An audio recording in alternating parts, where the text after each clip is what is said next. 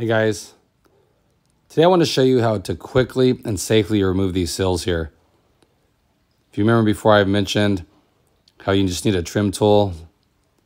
You can safely do it with some heat. You have to be careful when you do this because you can easily put dents in this because it's hollow.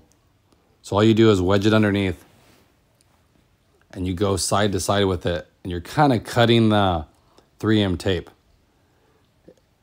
If somewhere where you live it's cold, I would hit this with a blow dryer at the top of this, heat up that tape, and then do the same process, and it'll help cut through it.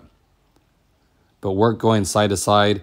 Don't lift this thing up too much because it will and can put dents inside on the aluminum. I've done it before on a car.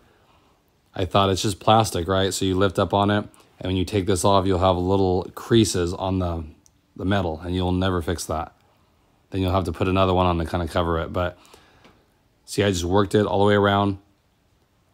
Keep going side to side with it to cut the tape. I'm not pushing up on that. And then just pop it off, okay? And I'll show you. So that's what you have left with. Didn't dent this up. You can reuse it if you want. Then all you're gonna do is go ahead and pull this tape off. And you'll be good to go with no damage. So let me go ahead and do that. I'll take the tape off and I'll show you underneath what it looks like. Okay, so if you see there, it's perfect. Protected it from scratches. Like I said, this has been over a year. No scratches whatsoever on the paint. Looks perfect. No dents. Very clean.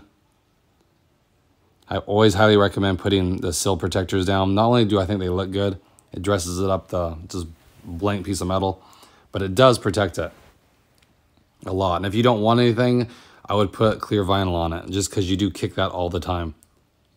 Okay? Hope that helps you guys out. Hope everyone's doing good. I'll catch you guys in the next one.